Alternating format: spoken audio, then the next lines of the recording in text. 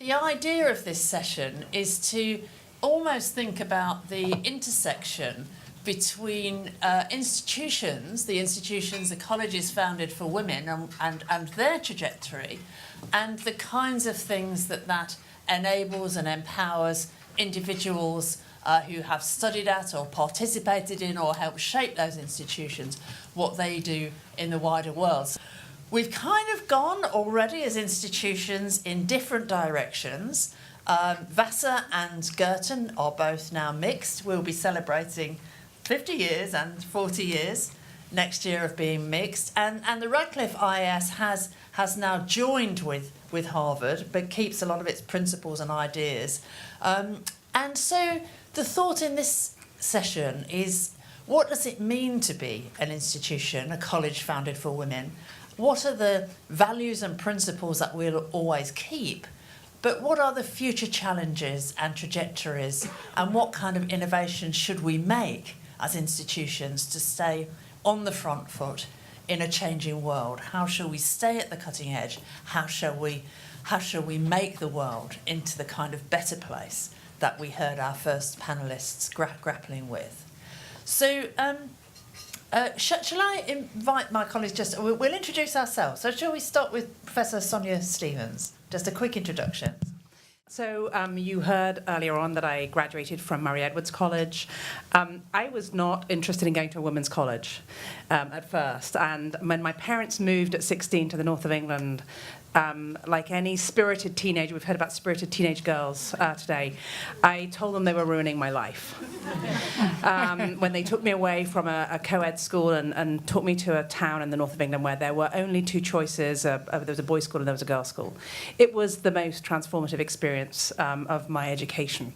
I there met a graduate of Girton College, but one of those women who graduated in mathematics from Girton before she could earn, from Newnham, before she could earn the degree. She was at the end of her career as the principal of the high school. And she encouraged me to think about attending a women's college at Cambridge. And I looked at all the women's colleges and thought, you know, this is absolutely for me. After 2 years in a girls' school, I knew the power of a women's college and a girls' school, and so I chose to do that. And I'm delighted now to be leading Holyoke as its president, and to be continuing the tradition of women's colleges and serving broader populations than just women now. Thanks. And Dean Brown-Nagin? Sure. I'm Tomiko Brown-Nagin. I'm the fourth dean of the Radcliffe Institute for Advanced Study, which was formed in 1999 upon after the merger of Radcliffe and Harvard. I am happy to speak all about what it means to try to maintain the link to Radcliffe College while also expanding and trying to do something different in terms of providing a space, protected time for scholars, both men and women, to study. In terms of my educational background, I sadly did not attend a women's college, although I had a transformative educational experience as an undergraduate at a liberal arts college, which I think shares some of the characteristics that are really can make women's colleges transformative, and then studied history and became a lawyer and then a law professor. And I came to the Radcliffe Institute from Harvard Law School and the FAS at Harvard, where I teach in the history department as well. Thank you. So I'm Kim Cassidy, and I did my undergraduate work at Swarthmore College. And I actually came to Bryn Mawr as an assistant professor in psychology because it was a liberal arts college. And so that was what I was looking for, and the fact that it was a women's college in my mind was neither here nor there. It has come obviously to be an incredibly important part of my career, and a trait of the college that I think is quite remarkable and special. And I see the power of that kind of education every day. So I've been at Bryn Mawr my whole career, and I have been the president for the past six years. So. My name's Elizabeth Bradley, and I became the 11th president of Vassar just a year and 3 months ago. And it is an extreme sport, being president of a college today. My career was in public health, and I spent 25 years at Yale, where I taught in public health. I also taught some in history and some in political science. I came to Vassar really excited about what the potential was to think about leading an institution during the time where we're having such growing authoritarianism across the globe. And we know in those situations the power of an institution that is well run, or if all of our institutions could be well run, even if the higher level government may have some blemishes, is important. And so I've really enjoyed taking on those challenges and thinking hard about directing good, well-governed institutions. Super, and I'm Susan Smith, the Mistress for Girton, and many of you here probably know this, but it is now my 10th year as the Mistress of Girton. Congratulations. Yes, thank you very much. And it was quite astonishing. I came, obviously, when we were celebrating our 140th anniversary, and it's gone in a flash. But it has been really a fascinating journey to this point. And I think what we would like to do as heads of institutions is, first of all, following Dawn's advice, to listen, and also Nikki's, I think. So we want to listen, so we want to encourage lots of discussion, but we want to try and think about what kinds of things our institutions should keep and what kinds of innovations to make. So we're going to have 4 short questions. And I thought it'd be quite fun if we have a stab at it and then open the floor to see what kinds of answers you might give or what kind of things you might think are important as we think about these institutions going forward to the next 150 years. So the first question that we would like to think about is, it's a rapidly changing world. We all started off as colleges only for women. We've all changed in different ways. As we plan for the future, what is one thing that we should always keep? One quality or thing or function? What should we always keep? An enduring quality. So would anybody like to kick off with the idea of something we should always keep? I can No, start. good. Bryn Mawr women would fit in here very well. They're also very spirited, and there's almost nothing that they agree on. But I know that they agree on this, which is that academic excellence is the enduring quality of Bryn Mawr, and we work to sort of foster that at all costs. And and we see that as being through a liberal arts curriculum, and we see it being delivered by an outstanding faculty of scholar teachers. And I think why that has been so important is that I think, throughout the years as Bryn Mawr has changed, what is the same is that our graduates feel like if they can persist through Bryn Mawr and excel at Bryn Mawr, they can do anything. Mm-hmm. And that confidence comes from the rigorous training that they have, the knowledge base they have, the skills that they have. And so when whatever they choose to do, they go into the room kind of knowing that they are the best, and also having the confidence that if they aren't, that they can learn or they can get there, that they have those tools that allow them to transform themselves over and over and over again. And that's what they go back to. So whatever else we do, we know that can't change. Great, so definitely excellence. I think we'd all buy into that. I'll go next if you like. So you've already met one of our distinguished alumni, Kavita Ramdas, and I think there are 3 things that I would add to academic excellence. The first, I think, is there was a story where a student had opened a door for somebody to walk through, and somebody said, that's a very old-fashioned value. And the student looked at the person and said, this is Man Holyoke. We open doors for each other.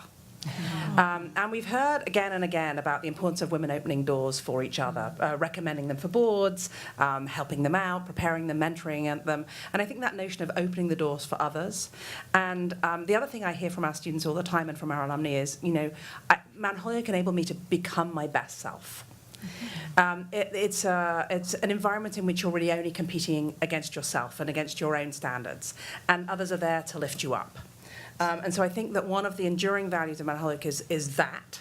And then the third thing really is access. Access for those underrepresented in education, generally speaking, in the United States in particular, but also internationally. So a commitment to advancing women's education worldwide. So the first international students attended Mount Holyoke just 2 years after its founding in 1839.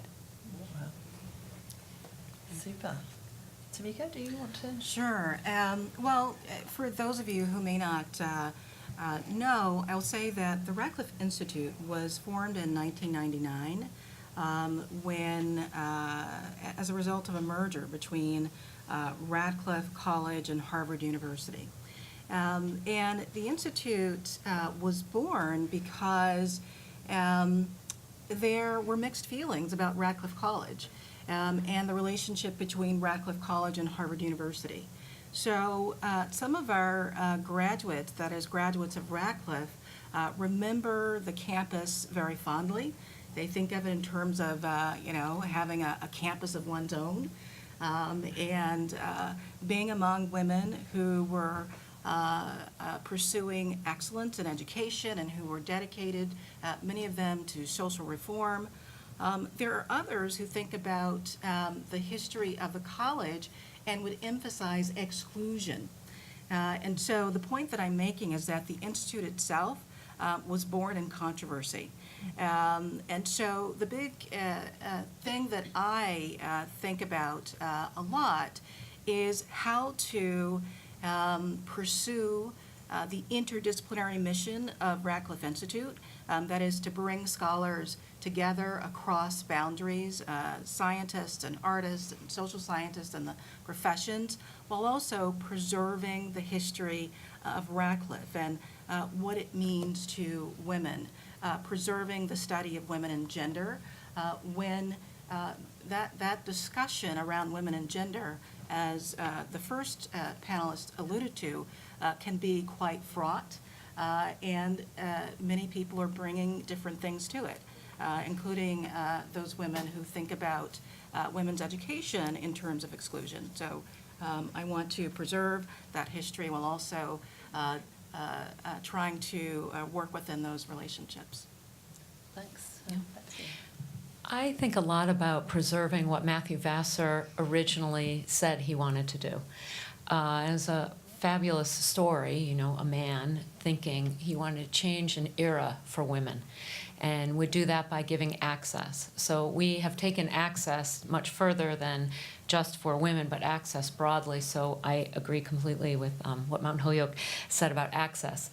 Academic excellence for sure from the beginning, because he said this is going to be as good as an Ivy League education, which, I don't know if that's the best in the world, but it was in his mind. So he was thinking.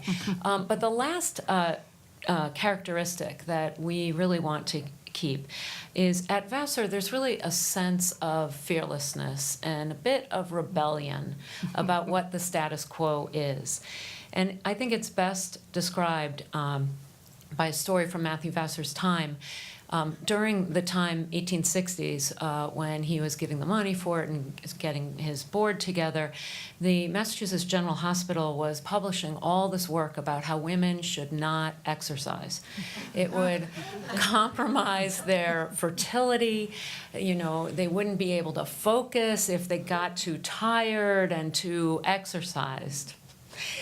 So he decided to make it required that all Vassar women would have some type of exercise and athleticism, and built these large halls where, when it was snowing outside, everybody would exercise. We still have those large halls, and we don't use them for exercise particularly, but it reminds us, question everything, and I think we'll retain that. Thank you. That's fantastic. I've got just two small things to add to that. One is a note sent to me actually by Madeline Atkins, who's the head of Lucy Cavendish College in Cambridge, which is an all-women's college for women who have to be at least 21. So it can be older women, women with families, and so on. And she said something which I think is quite interesting, that we would always keep a commitment to the advancement of women while recognising that that can be effected in many different ways. And I think we're starting to see that there are many, many ways. So that was one point. And I wanted to bring a contribution from Girton, actually, from... we've done a little bit of discussion of this nature ourselves, because we're thinking about the future and what we want Girton to look like. And we had a panel which included one of our more recent alumni, someone called Priscilla Menzer. And she identifies as a black British woman. She's a very inspiring person. She's filled the college, actually, with women of colour who are seeking to find opportunities, develop leadership skills, and so on. She made a big difference to the college. She was the first black woman to be elected as president of the Cambridge University Students' Union. She won by a landslide victory on some very important platforms. And her thought about an enduring quality was that a college like Girton should always keep its connection to its radical feminist history, however much that radical feminist might develop. And it should always hang on to a sense of social justice that expands with the times. And I think those 2 points really, for me, have been very powerful. So I thank Priscilla for bringing those forward. But you've heard a few thoughts from us, but actually these are your colleges. Girton is your college. And what do you think are the qualities that we should always hang on to? I'm a physician, and we're a caring profession. And I would say that my time at Girton, medicine is, as most people know, is a long and arduous program. But having a pastoral care and understanding from our tutors was a very important part of what I feel Girton contributed. People like Nancy Lane Perham, who weren't physicians, but were, gave us a feeling of belonging and somewhere to go to, which wasn't just work and labs and all dissections and all the rest of it. So I would say Girton should hold on to that. So a sense of home. Yes, and also space, of caring, which by having an individual that was a named individual that people could turn to in the event that they had need for at that point. Yeah, thank you. And that's tremendous as well, isn't it? Because that idea of an ethic of care comes very much from a feminist tradition of thinking about society and social welfare as a collaboration, as an interdependency, rather than as a competition. And I think that's a fantastic point. Any others? I think the questioning authority, which is of course also part of that. I mean, the fact that we're sitting here in Harvard Club is quite ironic, because they wouldn't even let women in here. No, I mean, they didn't.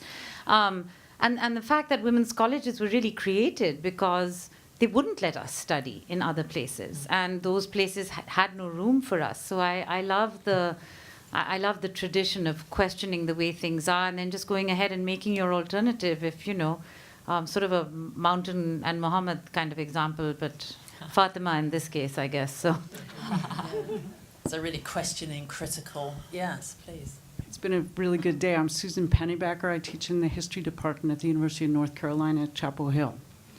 And I notice, as a British historian, that the issue of coeducation was slighted a bit in the timeline that was presented at one point, because if the question is who first offered places to women, then it's a different timeline with different institutions. And of course, Girton straddles the fence a bit. I mean, my first year was spent at Newnham, and then I went to Girton as a research student. So I had both experiences. Then when I came back to the States to teach for 27 years, I taught in the liberal arts sector in New England, but I taught in what was a formerly male institution. So I would answer the question by saying, however the institution ends up, and it goes for Radcliffe as well, if women have been formidable in the founding of an institution, it's a quite different place from a place that was founded by men. Usually I wouldn't make such an absolute statement, but this has been my very considered experience. So I think You know, with Girton, yes, of course, by the time I was there, even in the 70s, it was like 50-50 undergrad. But, you know, the spirit of the place in terms of what it offered women was, and the networks with Newnham and so on, and you're illustrating that by quoting your colleague at Lucy Cavendish. I mean, these are quite important in Cambridge still. When I started there, and there's some people older than me here, but not that many, you know, it was like 23% of the entire university, I think, from top to bottom was female. So we were often in circumstances where women were separated out at the end of the meal, be they faculty or students. I remember Eric Foner was there when I was there, and his wife had to sit behind, who was a noted and is a noted art critic, behind a screen to eat in high table in his college. So, I mean, all those things I think need also to be made known to young people, just as we at UNC are facing making sure the history of segregation in the state is profoundly communicated to our students. So I think these are things that come to my mind as you ask the question. Thank you. I'm a graduate of Mount Holyoke, and after Mount Holyoke, I was lucky enough to go to Girton as a research student for a year before I came back to the U.S. One thing that I've had a lot of experience with is the misogynist flavor of American universities. I did my graduate work at Harvard, and I've been a faculty member at MIT and Yale. So I've seen the transition from the time when women were simply not included in some of these places to the very grudging acceptance and the arrival of some younger women faculty members, and then the evolution of some institutions into what is called coeducation. I think that I do not know of any leading American universities that were once all men that have actually completed the process of coeducation. They admitted women students, first in small numbers and then in slightly larger numbers, but they did not achieve real coeducation, which would have meant moving to having many more women on the faculty, women in the administration, and material about women fully integrated across the curriculum.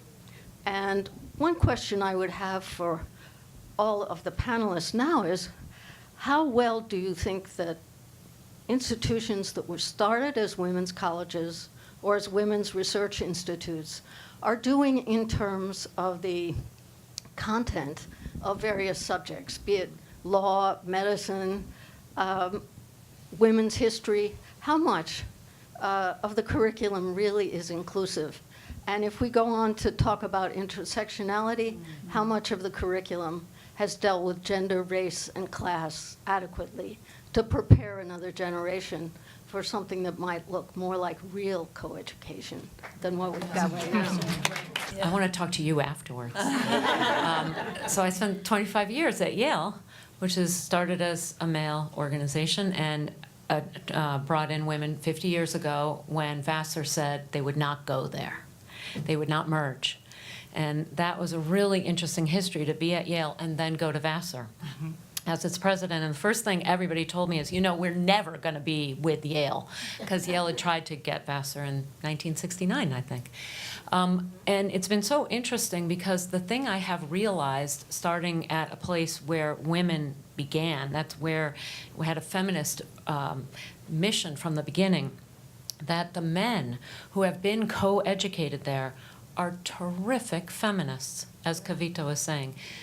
Terrific. And I was just saying about our senior team, you know, we put out our holiday card, and I looked at the senior team, many of whom had turned over. I became the new president, people retired, and I hired new people. And I looked and I said, oh my goodness, how did I end up hiring more men than women? I never do that. But they're feminists. They understand women. They believe that women should be in charge, I mean, at least have the capacity. It has such a different feeling, I have to say. And the faculty, I think it, as you had said, it is reinforced by a faculty that's 50-50. It's reinforced by the curriculum that has tons of intersectionality to it. The topics of inclusion and diversity and structural racism and structural gender identity issues are all just front and center, whereas those might be marginalized a bit in a place that hadn't really started by women. So I really see a distinction, and I'm very delighted to see coeducation, I think, really pretty much completed at Vassar. I mean, it's always becoming, but it's really far along. Any other thoughts on that? Well, representing Harvard and Radcliffe within Harvard, you know, we've done some really important things, including having Drew Faust, the founding dean of the Radcliffe Institute. And graduate of Bryn Mawr College. Just saying. Fair enough. As the president of Harvard University, and in terms of, you know, the number of women students, I think that's something that we can be proud of, both in FAS, but also, say, in the law school, where I think women are at least 50%, maybe more, but also, doing quite well in terms of the numbers. You know, in terms of the question of real inclusion and belonging, at Radcliffe, we like to say that inclusion is a part of our institutional heritage or in our DNA. But I have to say that as many of you know, for so long, the project of excellence has been viewed as separate from the project of inclusion, representation, and belonging. And there are those who still have trouble understanding the idea of inclusive excellence.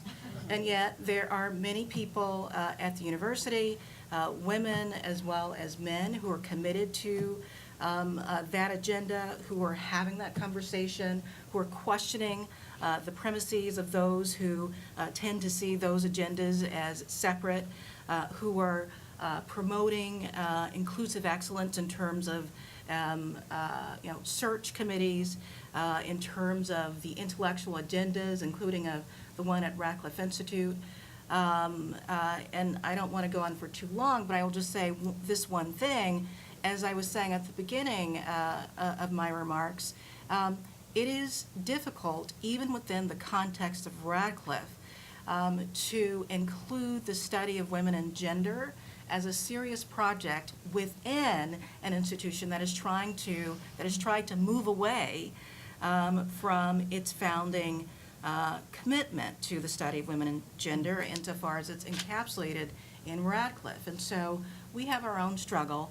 But you better believe I certainly am trying to lean into that history and make it clear that we can do both of these things at once.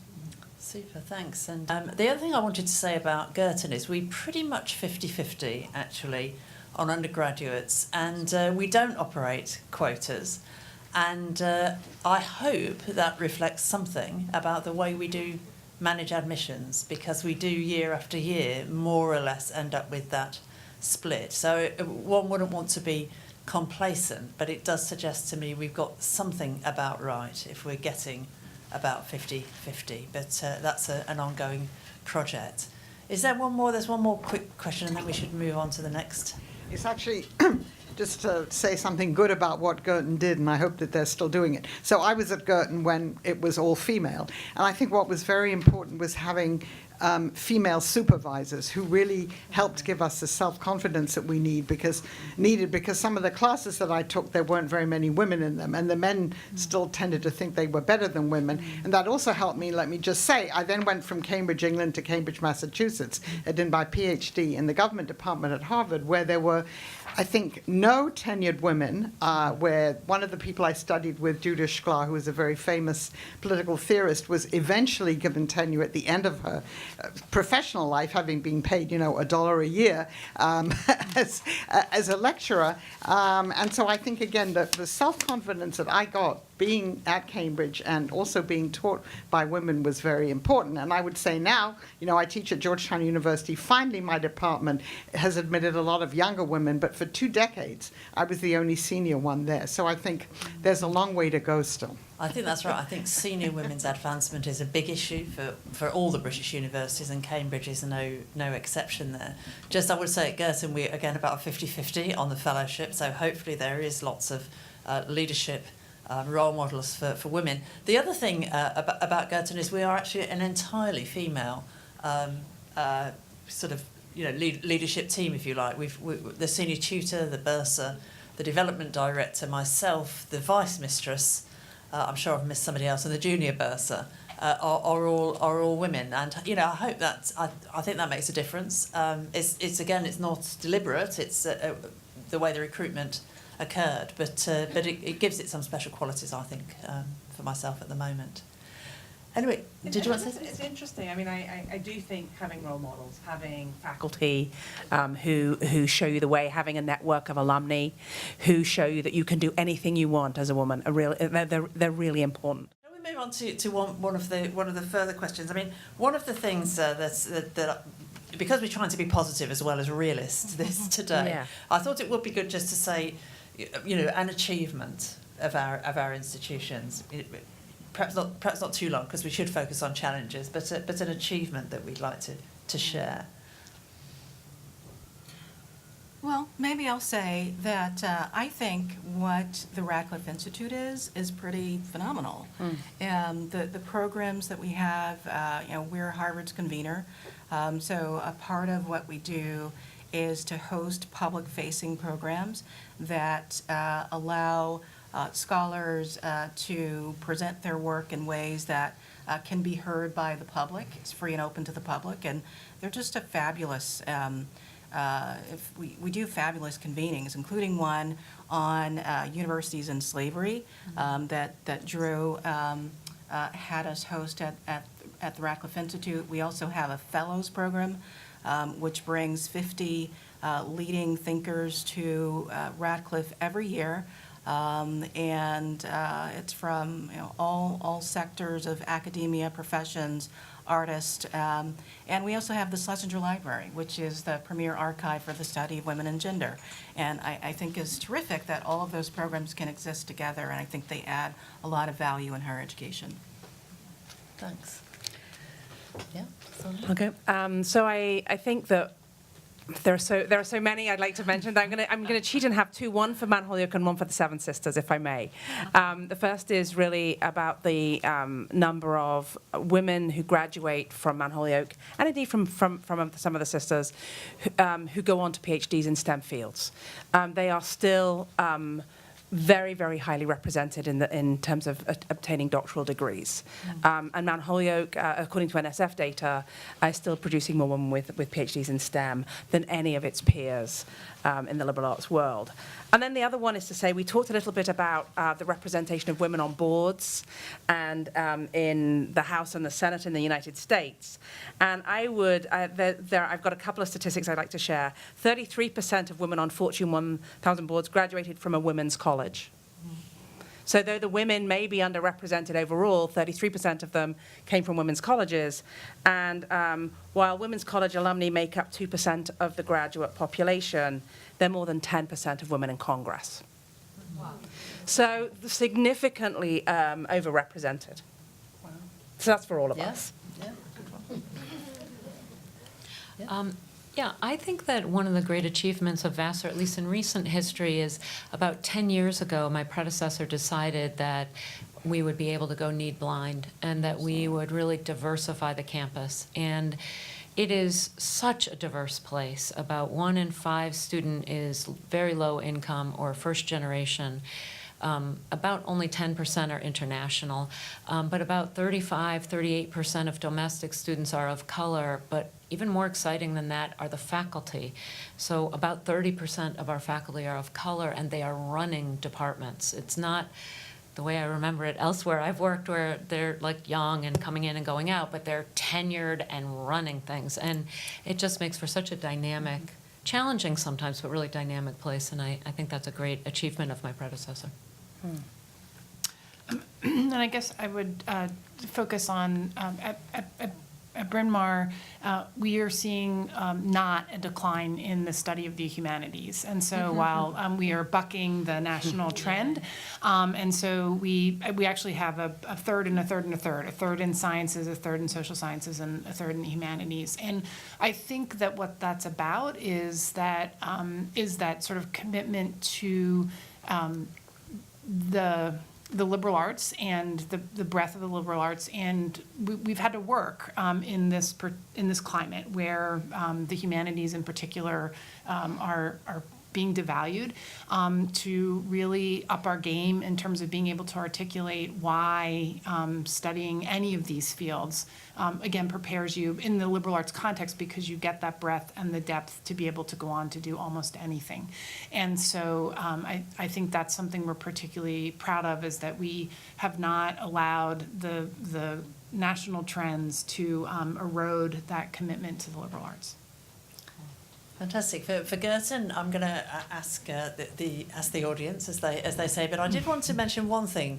It's a little bit sort of harder edge in a way, and I think our financing regimes are rather different on both sides of the Atlantic. And not to go into too much detail, but a college like Girton, it costs us twice as much to educate a student as we're able to charge in fees, and our model in the Cambridge colleges certainly is to have an endowment sufficient to help us deliver that world-class education anyway.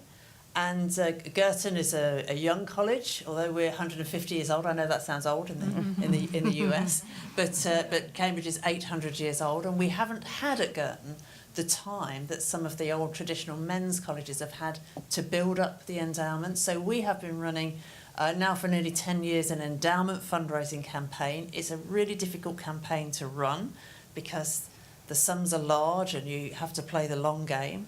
But I did want to say, particularly because I know we've got so many of our generous alumni in the room, that long game is starting to pay off. We have seen the endowment grow. We are moving to a position where we can start to have probably a better sense of financial stability going forward now than the college has ever known. So I think that is a huge achievement, and it's certainly one we couldn't achieve at all without everyone here and our alumni. So that's one for us. Does anybody want to add anything to achievements of our colleges?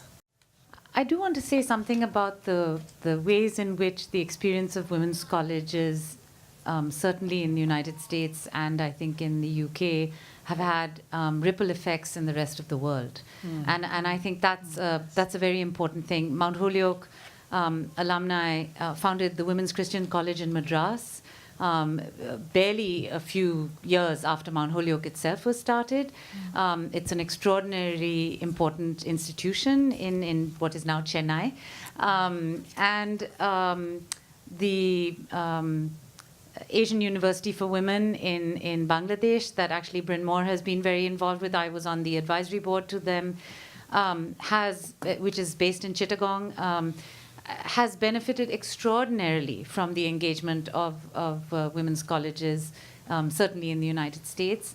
And I just think that there is, at a time when in many other parts of the world, as we heard earlier, there isn't the kind of same sort of assumptions that you now take for granted in the Western world. So it's much more similar to what it looked like 100 or 150 years ago. It makes a big difference to have that kind of support. And it isn't just monetary support, it's also moral support, it's also exchange of faculty, it's resources. So I really do think that has been a very, very important role that women's colleges have played. Thanks. Anyone want to add anything? Yeah? I'm Leah. I matriculated to Girton in 2013. I think one thing that always came through at Girton was a sense of community. I lived in the late Wolfson Court, and one thing as a graduate student, and one thing that always came up in conversation with other graduates from other colleges was how they lived in very dispersed sites, in hostels around the city, and never really had the sense of community that we had as 100 and something students together at Wolfson Court. I think the same is true of the site at the college, where, because it was a bit remote, if you will, everybody became very close. I never experienced that part of it, but I've heard that from many undergrads, so I think that was a really valuable part of what Girton provided to its students, and something to be proud of. Thanks very much for that. And just to clarify on that point, Wolfson Court, which did house our graduate students until relatively recently, no longer does do that. But we have in fact got a new specially graduate designed, graduate friendly complex, rather a bit closer to the college, with 325 ensuite rooms, and that is proving also very, very popular, and hopefully connecting graduates much more closely to the main site. So I hope you'll enjoy that. The other thing, just on sort of achievements, and a little bit in the vein of the point that Sonya was making, is we have got our fantastic Where Excellence Thrives boards there, just to give you a flavour of some of the remarkable achievements of some of the women of Girton College. So do have a look at that. Now, time as ever marches on, and we've got two points left here. I'm going to suggest, if you don't mind, that we roll them into one and make a comment on it. The things that are left that we thought we would talk about was a challenge that we need to embrace and an innovation that we would like to make. And I think those two things kind of go together, don't they? So shall we just have a brief comment on a challenge and an innovation, and then see what ideas you might have to add to that mix? Who would like to kick off? I don't mind starting. Okay. The challenge ties to our achievement. So it goes achievement, challenge, innovation. Okay. While we diversified, we did it so quickly. I mean, in 7 years, the college went from having about 10% students who are low income first generation to 20%. And no organization can adapt that quickly. And so the challenge really was lack of cohesion, lack of trust, affinity groups popping up on campus, and then add our last year and a half or 2 years of politics. On top of that, we're in a parallel system. We face all the same, throwing things back and forth across identity groups, hyper attention to one's identity, even if it's intersectional, to the point where, just thinking about having a conversation to understand, forget trying to convince somebody, but just try to understand, really became challenging. And lots and lots of stories in the press about this, and I think probably many, many colleges have faced this. I felt that Vassar faced it pretty hard because that quick change to such a diverse environment. The innovation is, we started a year ago now, a new initiative called the Engaged Pluralism Initiative, and the Mellon Foundation has supported us in it.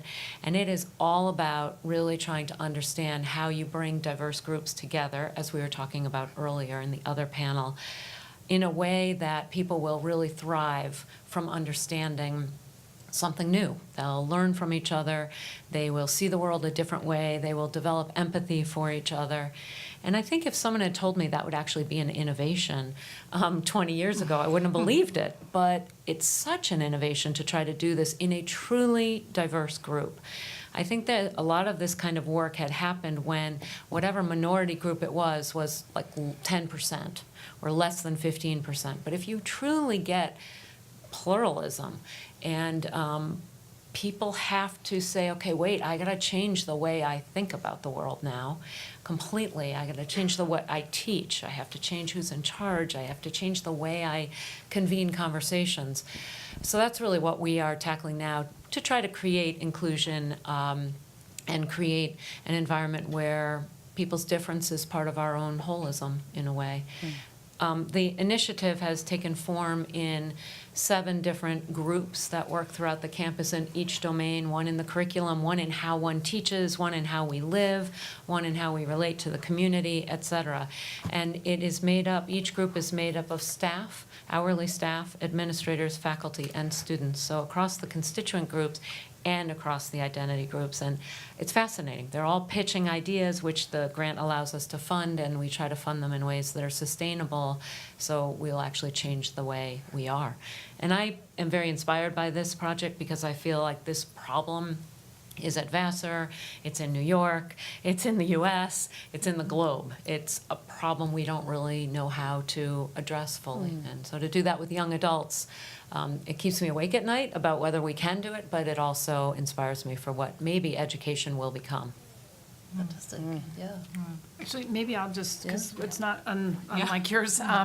So, many early and influential women's institutions, including Bryn Mawr, were initially designed for only some women. And, that reflected broader social and political divisions. It reflected the popularity of the eugenics movement among many early advocates for women's rights. But it means that as the other institutions here are deeply committed to access, that when we widen that participation, it really requires us to examine our histories of exclusion and the institutional structures that perpetuate that bias that was part of our founding and part of our being. And so that commitment that we've made to diversity has to be accompanied by a commitment to equity and inclusion. And that's an ongoing commitment. It's an aspiration. It's something that we struggle with sort of every day. And so, at Bryn Mawr, the innovations that this has inspired, again, sometimes it seems funny to describe them as innovations because they just seem to be essential, the things to achieving the excellence that we're looking for. But we are now sort of systematically going across the entire college, looking at every single department, every function, whether it's human resources, dining services, facility services, to engage those departments in looking at structural and institutional bias and say in what ways do we, are we continuing to be biased in the way that we do our work and our processes and our procedures. We've also formed some history groups that are charged with confronting and telling our history so that we don't forget it, and we understand how it informs the institution today. And we're really focusing in two ways. One is on the history of exclusion, but also to focus on all the untold histories, all the many people who are invisible, who were at Bryn Mawr in various roles, whose stories never got told, and how do we tell those stories of the more complete institution, so we aren't just telling the stories of some of our graduates, but that all of the people who helped make the institution what it is today. And then finally, we've been doing a lot of programming with particularly our first-year students, recognizing that for all the different students that we have at Bryn Mawr who come from all around the world, more than 20% of our students are international students, we need to do a better job of helping them make that transition to this particular environment. And so we have a lot of programming now for our first generation students. We have a course that we offer in metacognition that helps them kind of navigate that first semester. All of our students are in a program called Thrive that sort of introduces them to the college and to all of the different aspects of college life so that we can support them through that transition, whether it's, kind of understanding how to read a syllabus, to, kind of how to access mental health resources, so that we just don't assume that they all come to us perfectly well, kind of developed to take advantage of this particular environment that they're in. And I can add to that conversation by saying that our big challenge is that we're trying to navigate the past and the present. And that all relates to gender studies, the place of it. There's an ideological component. There also is a resource dimension of it.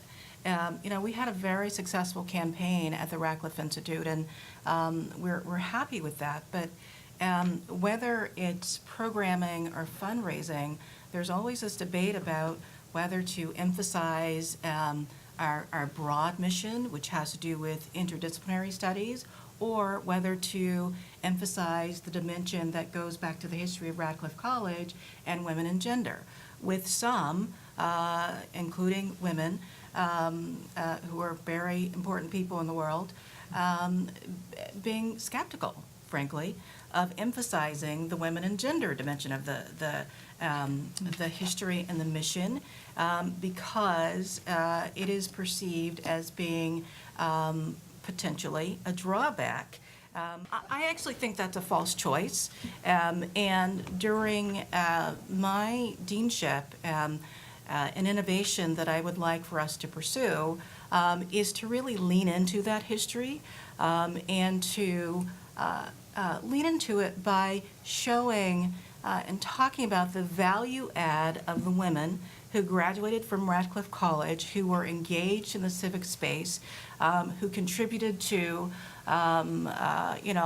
social reform movements, and to say that certainly at this moment in our history, we need to talk about those women and others who were in the arena in trying to actually deal with many of the social and economic problems that face us today. And I think that is a way of talking about that history that can be very appealing to people, no matter their gender or where they sit in the world. Fantastic. Thank you, Sonya. So I had said I had thought I was going to talk about our Diversity, Equity and Inclusion Initiative, which is called Boom Building on Our Momentum, which is a grassroots, completely systemic review of everything at Mount Holyoke. But instead I'm going to pivot and talk about something else, which I think is important for all constituents at Mount Holyoke, including our alumni, which is to think about how we prepare our graduates for post-graduation success. And this is particularly a challenge for liberal arts colleges as the public perception of the value of the education has declined, and I think is now seeing a resurgence as people understand the agility and the adaptability that such an education provides. But I think that one of the things we learned from some research was that the two most significant factors in gaining employment after graduation were not what you studied, not your major, but the number of internships you'd held while in college and your GPA. So to reflect what some of our panelists said earlier today, being excellent at what you do and getting some kind of experience in professions or contexts beyond the classroom. And I think we've thought about this in particular ways, in a range of ways, including research. But I also think that we've tried to think about the sectors in which women are underrepresented, and particularly underrepresented women are underrepresented. And so spent a lot of time thinking about what's available for women entrepreneurs, and we heard from some of those today, and how do we develop that capacity in women while in college, because we know that women have tremendous entrepreneurial capacity, and they're underserved by venture capitalists and everything else. And secondly, how do we think about some of the emerging fields which really require the kind of liberal learning that we provide to drive them forward? And I'm thinking, for example, about data science and everything that it requires in terms of ethical approaches, understanding, curating, narrativizing the data that is all around us. And so we've really invested in those areas to prepare our graduates for the future, including funding an internship for every student. Well, that's really ambitious. That's fantastic. Yeah. Well, so for Girton, then everything they said, but just a couple of things to pick out additionally. We're growing at Girton, so we're hoping over the next few years to make ourselves as much and as fully a graduate college as we are an undergraduate college. So we're looking for about 50-50. Which I think will create some really exciting opportunities, both for mentoring and integration between graduates and undergraduates, and going on to be postgraduates and postdocs. So we're trying to get that whole kind of sort of career structure, if you like, into place. And I think a challenge will be to really be able to underpin that with the same drive for excellence and inclusion and internationalisation and preparation for future careers that we try to apply at the moment. So I think that will be one challenge for us. And I think an innovation that we'll hope to make is to try to find ways to continue, if you like, to be completely transformational. We've got a programme called Thrive, which I think is helping our students to develop and to become more confident and to increase their ambition and aspirations and to acquire life and transferable and study skills.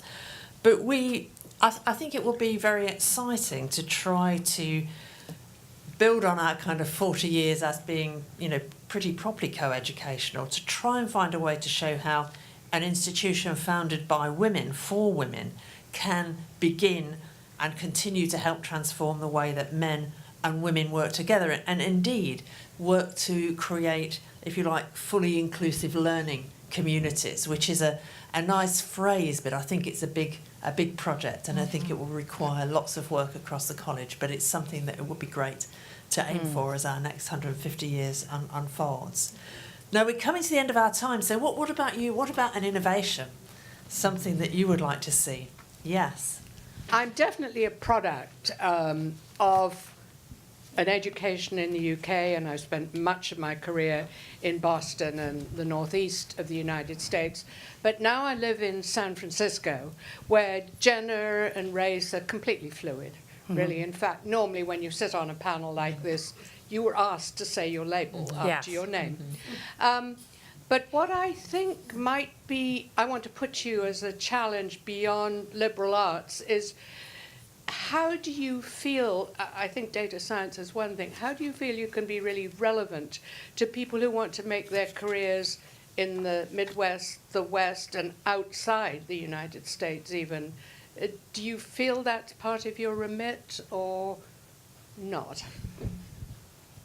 Absolutely. I mean, something like 27% of Mount Holyoke students are international students and pursue careers all over the world. And one of the challenges we have is, as we think about preparing them for careers, I just had a lunch with some Mount Holyoke alums yesterday, and we were talking about careers in business and finance, and how do we actually prepare the students to use what they learn in a liberal arts curriculum to enter that world. It's really the entry point, right, that is challenging for liberal arts graduates, I think. But we think that the curriculum is global.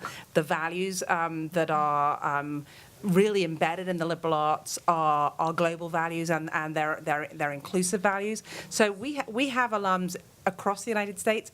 I will say that we have applicants from across the United States, from all 50 states at various times, and we do not see, we hear from our alumni that there's not enough talk of the liberal arts colleges in the press, right, because they're smaller. But they do not have trouble making their mark or finding careers or having an impact. And I think probably all of us could put up our Excellence Thrives with alumni with enormous achievements that you would, household names that you know, that have really made a mark as a result of liberal education. Yeah. I have to say I didn't go to Girton, and I'm sorry about that. That's right. It's never too late. Okay. I'll just be quick, and it goes back to a comment that was made about the 8 most wealthy men in the world. So I follow a lot of stocks and technology, and I want to know what you're going to do to help bring your students into the world of technology. Especially women, because we are lacking when you look at who's running all the cloud companies and all the technology companies. We can't actually resource our class. I mean, we have so many students who want to be in computer science and who are going into the world of tech. Do you want to talk about the panel that we just had at Bryn Mawr? We were just looking at this very question, how do we keep up with the demand? And I think one of the ways that we're in some ways forced to think about it is we just don't have infinite capacity to develop, kind of computer science departments that take over our colleges. Is to one of the things we've done at Bryn Mawr is to create a matrix of digital competencies. And so we've interviewed employers and alumni and current faculty and said, what are the skills that students need, and then we've taken that matrix and mapped it onto our curriculum and our co-curricular activities to say, because some of them can pick up these skills in their campus jobs and to say where are the gaps where we're not preparing our students well, and how do we make sure that they get those skills, but we're also giving the students that matrix when they come in and say, these are the competencies, here's where you get them in our education, so that even if they don't want to major in computer science, but they need a particular set, whether it's programming skills or data analytics skills, that they'll know where in the curriculum to get them. And we're going to be forced, if you will, to embed them across the curriculum, because we can't grow one department to take care of it all. An innovation at the back there? My name's Ido. I graduated from Girton with a master's degree in social anthropology. I'm now doing a PhD at Duke University. I have a question about the transformation of education, especially related with the liberal arts colleges. My impression is that in the States there were I listed two types of liberal arts colleges. One is the classical liberal arts colleges. One is the more liberal arts colleges, like the Oberlin or the Reed and the New College of Florida. and they encourage students to design their own syllabus, or not syllabus, their curriculum, and they can define their concentration of study. I'm wondering whether these Seven Sisters are going to respond to this kind of student request and let them define their own curriculum that they see more suitable for their own future career and their overgrowth as a person? I'm happy to talk about that for a minute. Thank you for the question. I would not maybe make it quite so binary. I think if you added all the liberal arts colleges together, they differ in terms of how free the curriculum is, how many required courses there are, and you would go from very loose, that perhaps is one of the ones you mentioned, or more rigid. But I really think there's a spectrum. At Vassar, we tend to be pretty loose. Students get a huge amount of flexibility in deciding what they want to study, although the requirements for the major are pretty standard. If you're majoring in that, you have to take these classes. But there's an enormous range of really where people will focus. I think actually, obviously I'm the president of that place, so I'm going to say I buy this, but one of the things it forces you to do is really take your education to your own hands. And that is a skill that we need forever. So you're really learning how to learn and figuring out how to use resources around you to put something together, which is resourcefulness. And that's kind of what people need. So I veer towards liking the added freedom and responsibilities that come with that. Thanks. So we've got just a couple more questions. Nikki?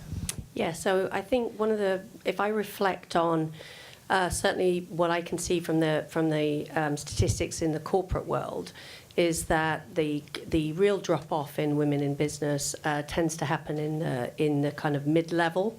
So it's not the entry level, it's not normally first 5 years or something, it's normally when you get into the sort of, that kind of critical sort of between 5 and 15 years. And it's normally when work-life balance gets a bit more messy. Yeah. You might have a partner who also has a career.